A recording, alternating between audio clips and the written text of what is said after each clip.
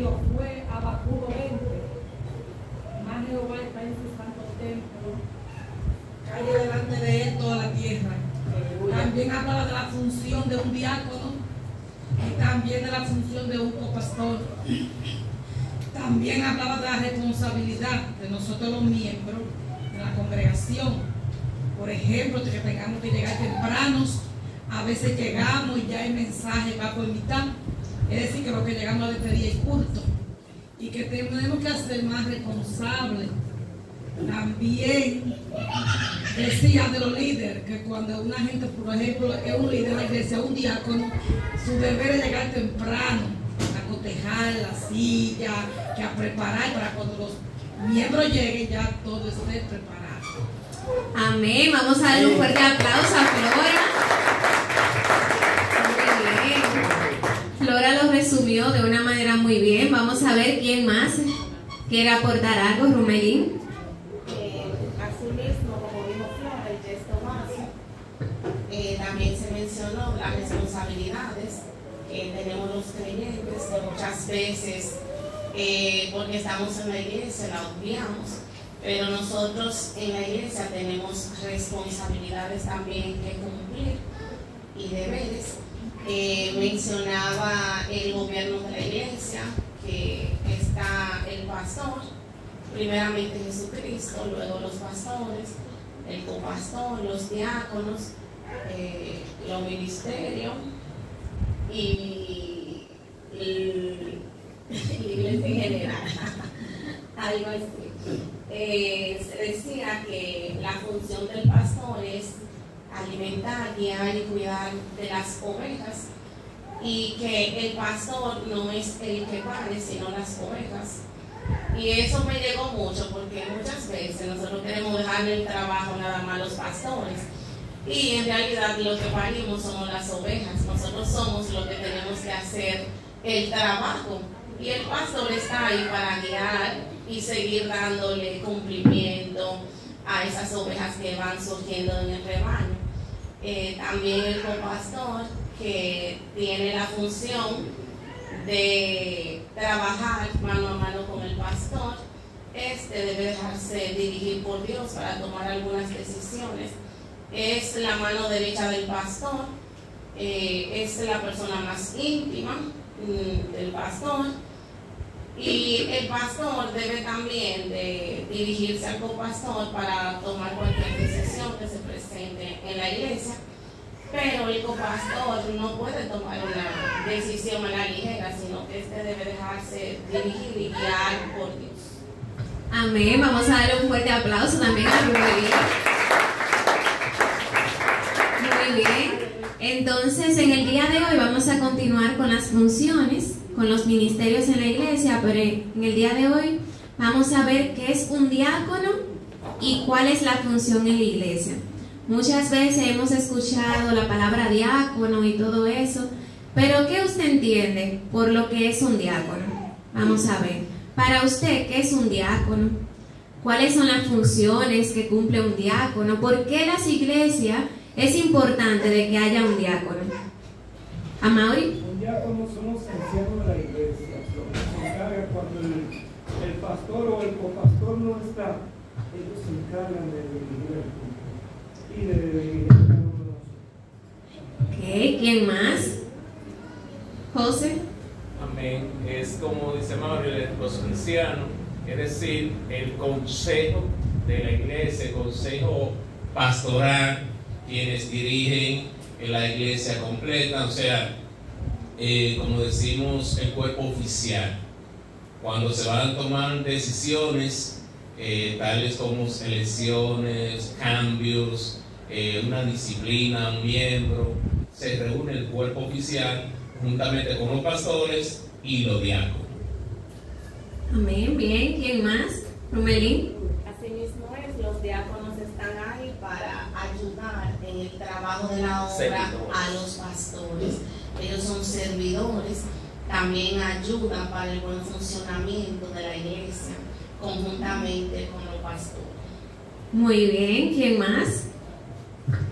Muy bien, entonces, así como ustedes han dicho, Los diáconos representan la autoridad en la iglesia. En la mayoría de las iglesias eran los líderes espirituales, los diáconos, y hoy en día son el cuerpo gobernante. ¿Por qué ustedes creen que los diáconos forman parte del cuerpo gobernante de la iglesia? Cuando decimos la palabra gobernante, ¿qué es lo primero que le viene a la mente? Un gobierno, ¿verdad? Entonces, el gobierno, ¿qué hace un gobierno en una nación, para así decirlo? Es quien dicta las leyes, es quien se pone de acuerdo para saber las decisiones que van a tomar y todo eso. Entonces, los diáconos son el cuerpo gobernante en la iglesia. Aún en algunas cosas que se vayan a hacer, hasta los pastores pueden también ser utilizados por los diáconos. Vamos a ver de qué manera. Entonces, encontrará que las aptitudes para ser un diácono no son diferentes a aquellas que se necesitan para ser anciano. Las actitudes para ambos, tanto para usted ser un anciano en la iglesia como para ser un diácono, se examinan el carácter, la vida en el hogar, el liderazgo y el compromiso de la vida personal de un hombre para servir en la iglesia del Señor. Pablo, y vamos a leerlo, se refiere a este oficio 4 veces en Primera de Timoteo. Y vamos a ver, una persona que busque Primera de Timoteos en su capítulo 3, lo dejan ahí porque todos los versículos que vamos a leer están ahí. Una persona me va a leer Primera de Timoteo 3:8. Amén. Los diáconos asimismo deben ser honestos, sin doblez, no dados a mucho vino, no codicioso de ganancias deshonestas. Amén. Ahí mismo en el versículo 10, otra persona. Y estos también sean sometidos a prueba primero, y entonces ejerzan el diaconado si son irrepresibles. Amén. El verso 12. Pueden levantar la mano para que a él se le haga más fácil llevar el micrófono. El verso 12. Los diáconos sean maridos de una sola mujer y que gobiernen bien sus hijos y sus casas. Amén. Y el 13. El versículo 13. Porque los que ejerzan bien el diaconado ganan para sí un grado honroso y mucha confianza en la fe que es en Cristo Jesús. Amén. Entonces aquí vemos cómo Pablo se refiere 4 veces a lo que es el diaconado. Entonces más adelante vamos a detallar esos versículos, pero ¿qué significa la palabra diácono? Generalmente, si nosotros traducimos la palabra diácono al español, significa siervo. Es la palabra griega, diaconeo, que en español significa siervo, ¿verdad? Servir, es un servicio que se hace. Pero también literalmente significa por el polvo. Se refiere a un asistente, a un camarero o a uno que ministra a otro. Porque muchas veces hay personas que dicen, no, porque ese es un diácono y se quieren, ¿verdad?, como poner más alto de la cuenta. Pero realmente la palabra diácono significa servidor. Eso es servir. Viene de la palabra griego diaconeo, que significa servir. Y tiene un trasfondo aún más profundo esa palabra que dice por el polvo. Es decir, que aquella persona que es diácono es aquella persona que sirve en todo momento. Miren con quién es comparado: con un asistente, con un camarero, con una persona que ayuda a otra persona. Entonces, diaconia originalmente se refería a servir en mesas. Diácono era probablemente una palabra que se utilizaba para los meseros. Cuando usted va a un lugar, ¿qué hacen los meseros desde que usted llega? Le sirve, ¿verdad? Le dice, venga, siéntese por aquí, ¿qué necesita? ¿Qué desea? ¿Qué quiere para tomar? ¿Cuál es el plato, verdad? Y siempre está atento, desde que usted le hace una ceñita, de una vez va, ¿y qué necesita? Entonces, realmente, antes esa palabra se utilizaba originalmente, para decirlo así, originalmente se utilizaba para los meseros. ¿Pero qué significa? Significa servir. Entonces, fue ampliada, esta palabra fue ampliada para decirse a cualquier tipo de servicio.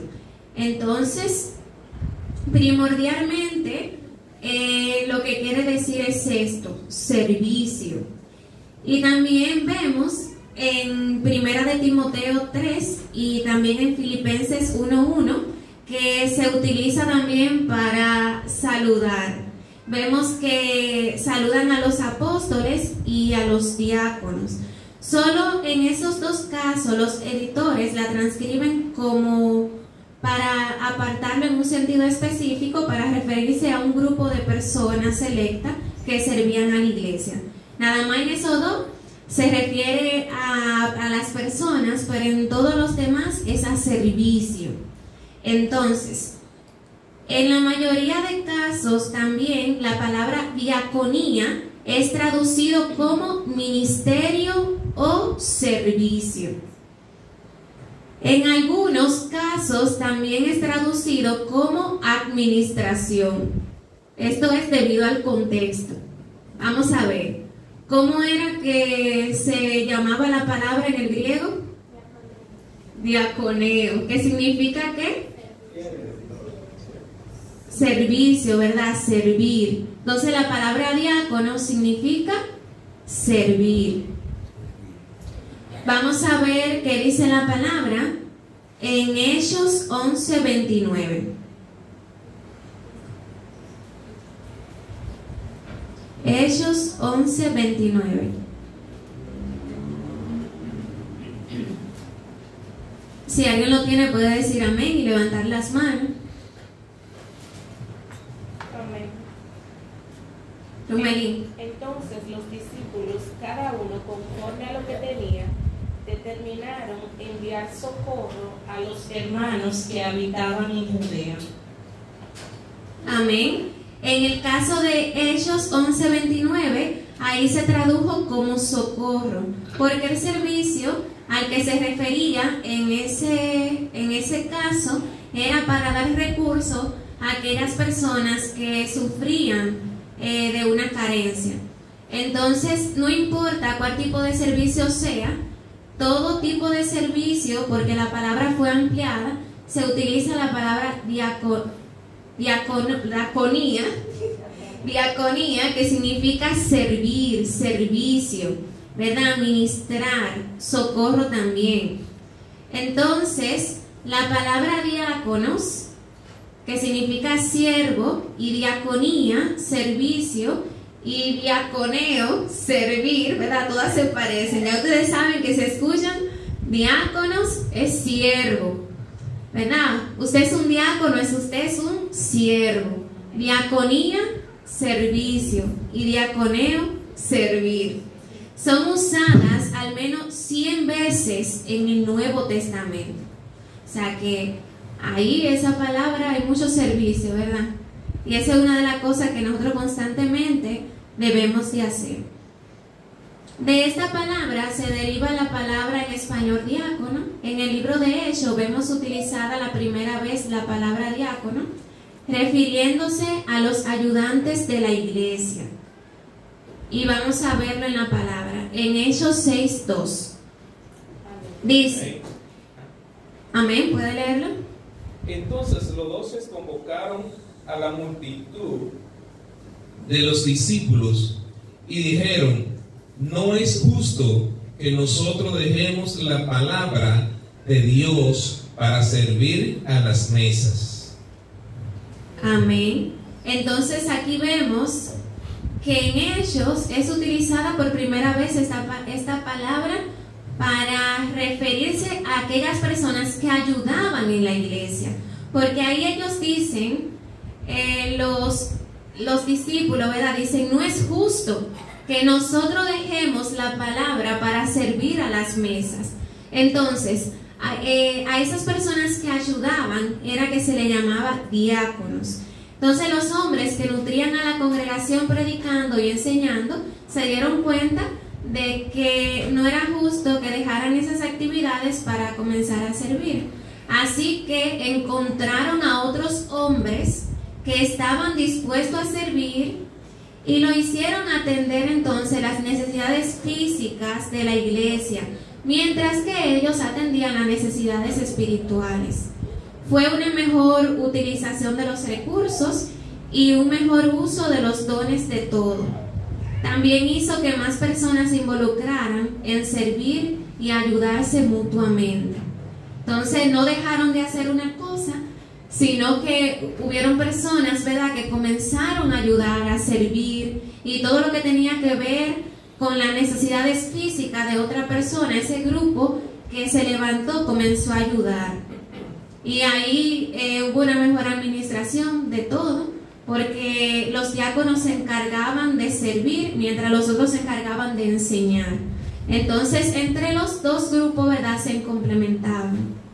Entonces, ¿cómo surge la necesidad de los diáconos? Ya ahí vemos una necesidad, ¿verdad? Ajá.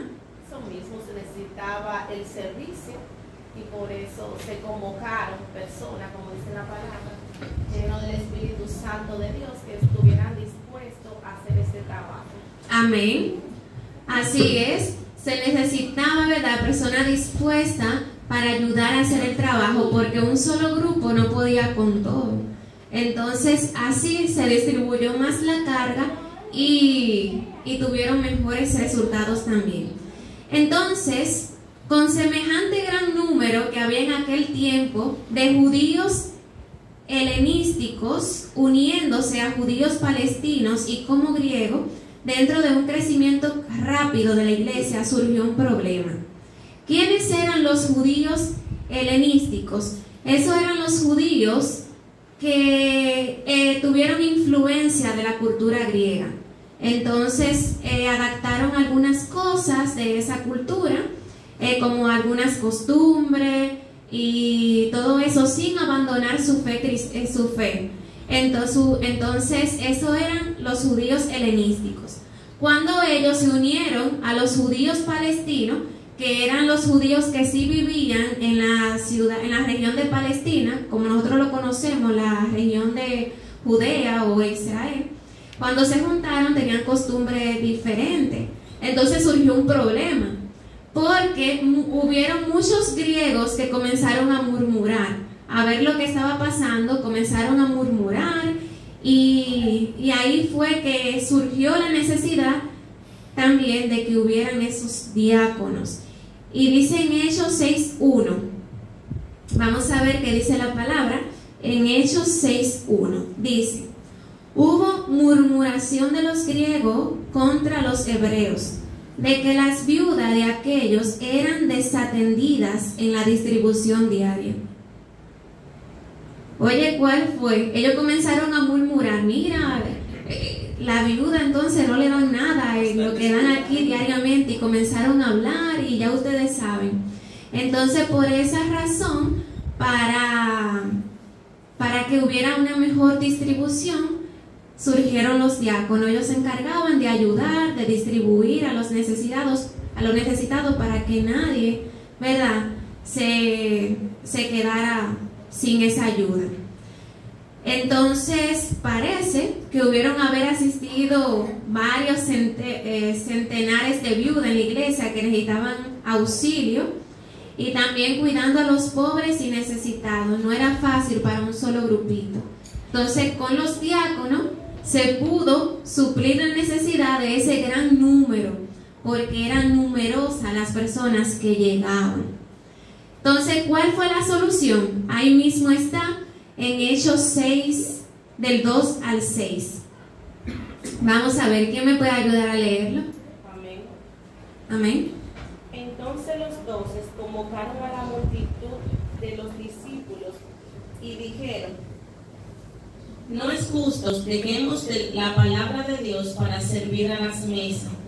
Buscad pues, hermanos, de entre vosotros a 7 varones de buen testimonio, llenos del Espíritu Santo y de sabiduría, a quienes encarguemos de este trabajo.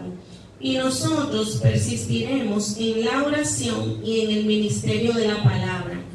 Agradó la propuesta a toda la multitud y eligieron a Esteban, varón lleno de fe y del Espíritu Santo, a Felipe, a Prócoro, a Nicanor, a Timón, a Parmena y a Nicolás, prosélito de Antioquía, a los cuales presentaron ante los apóstoles, quienes orando les impusieron las manos. Amén. Amén. Entonces aquí vemos que ahí se indica una demarcación. Un grupo de personas se iba a encargar de una parte y un grupo de personas se iba a encargar de la otra. Porque algunas personas en la iglesia necesitaban enseñar la palabra y otros necesitaban encargarse del negocio de la iglesia, o sea, de que todo marchara bien.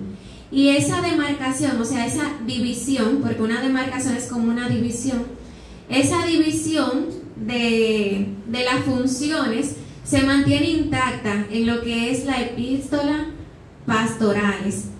¿Qué son las epístolas pastorales? Aunque se escuche un poquito, epístolas pastorales. Esas son las cartas, excelentes. Son 3 cartas o 3 libros que están en el Nuevo Testamento, que son Primera de Timoteo, Segunda de Timoteo y Tito. Y se le llama así porque lo que contienen estos libros es como si fueran consejos pastorales. Amén. Amén. Gloria a Dios. Esas son las cualidades que deben de tener los diáconos. Deben de ser ¿qué? Honesto, sin doblez, no dado al vino, no codiciosos de ganancias deshonestas, que guarden el ministerio de la fe con limpia conciencia, que sean sometidos a prueba primero y entonces ejercen el diaconado si son irreprensibles. Es decir, que si una persona lo ponen de diácono y no cumple con las cualidades que debe tener un diácono, pueden ser quitados de la posición, porque así lo dice la palabra, si no cumple. También maridos de una sola mujer y que gobiernen bien sus hijos y su casa. Y también para las diaconisas, que sean honestas, no calumniadoras, sino sobrias y fieles en todo. ¿Por qué ustedes creen que esas cualidades que especifica la Biblia así tan detallada son necesarias para un diácono? ¿Por qué? Jorge. El diácono es como una referencia. Y por eso tiene que tener todas esas cualidades. Porque no puede ser una persona que ande mal y vaya a dar mal testimonio al de la iglesia. Tiene que ser una persona, como dice ahí, irreprensible. Y son muchos detalles, vamos a llamarlo así, detalles o requisitos que tiene que tener una persona para ser diácono. Pero mira, a las mujeres no le dice tanto. Nada más que no sean chismosas. No, también dice fieles en todo. Si dice fiel en todo, ya engloba también toda esa parte. Quizás fue para no abarcarlo tanto. Sí. Amén. Hay un rechimoso, Jorge, también. Sí. ¿Por qué ustedes creen que ahí haya especificado y diga no dado al vino? ¿Por qué un diácono no puede ser un borrachón? Mucho al vino decir que se puede un traguito. ¿Tú te imaginas que uno caminando por la calle, incluso por la casa de un diácono, y ese diácono con una bachata, una botellita ahí, se le va a caer el testimonio porque deben de ser irreprensibles, dice la palabra? Amén, Gerardo. ¿Qué es lo que pasa? Un diácono. Entonces estamos hablando del gobierno espiritual. Entonces un diácono viene siendo como el vicepresidente. Se puede decir. Entonces que El vice sería el copastor. Ella vendría siendo como los senadores, ¿verdad? Sí. Entonces, los ojos de los demás están sobre el pastor y los diáconos. Entonces, que si un hermano de la iglesia comete un pecado, bueno, lo critica, pero que no le da tanta mente. Pero que si lo hace el diácono, entonces la cosa es más grande. Porque entonces un diácono viene siendo el reflejo del pastor. Amén, son como representantes, ¿verdad? Representan lo que es la iglesia. Santiago. Bueno, yo considero que un diácono tiene que ser una persona íntegra y recta. Porque hay una palabra por ahí que dice que borracho no vale. ¿Se me entendió? Si usted está borracho, vea, váyase para su bodega, para allá. En los caminos del Señor hay que andar con rectitud. ¿Sí? Pero entonces, Señor, todo lo contrario, usted no es nada. Gloria a Jesús. Amén. Y los borrachos no entran tampoco. Amén. Entonces, si nos... Sí, otra vez. El diácono también, parafraseando, viene siendo un ministro de Relaciones Exteriores, parafraseando, o sea, la cara visible de la iglesia, el que representa, el que da la cara, por eso tiene que ir por ahí, por el librito, pues en vivo a la navaja, como diría uno, o sea, viene siendo como un ministro de Relaciones Exteriores, pero de la iglesia, o sea, el que da la cara visible. Hay muchos términos que se pueden emplear para un diácono, esa es una de tantos que hay. Muy bien, amén. Hay un detalle también que dice que gobierne bien su casa. Imagínese usted un diácono con una diablita.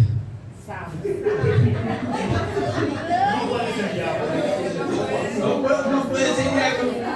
Oiga, lo que él quiera, pero no puede por la mujer que tiene. Entonces tiene que ser diácono, tiene que tener una mujer de Dios también.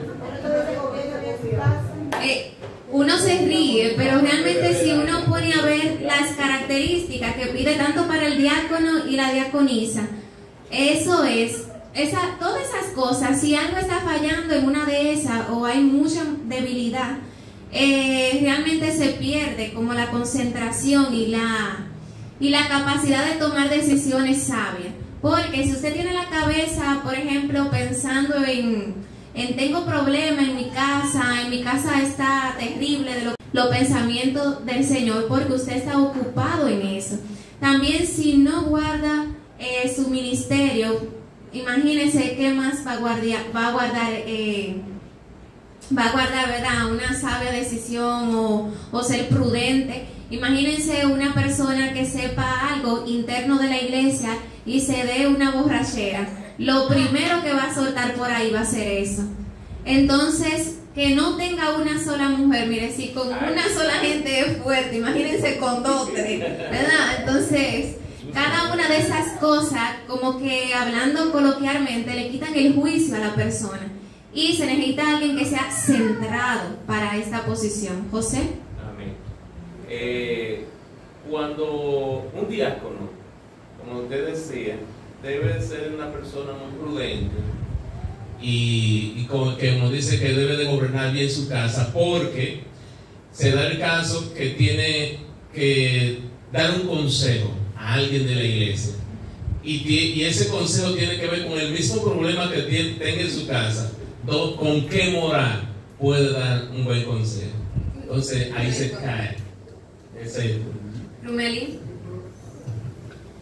Que por eso dice en el libro de los Hechos, en el capítulo 6, cuando mandaron a buscar los diáconos, a buscar personas, lo primero que le dijeron era que sean personas de buen testimonio, que estén llenos del Espíritu Santo y de sabiduría. Si una persona tiene esas 3 cosas, no va a tener esos conflictos que se mencionan en Timoteo.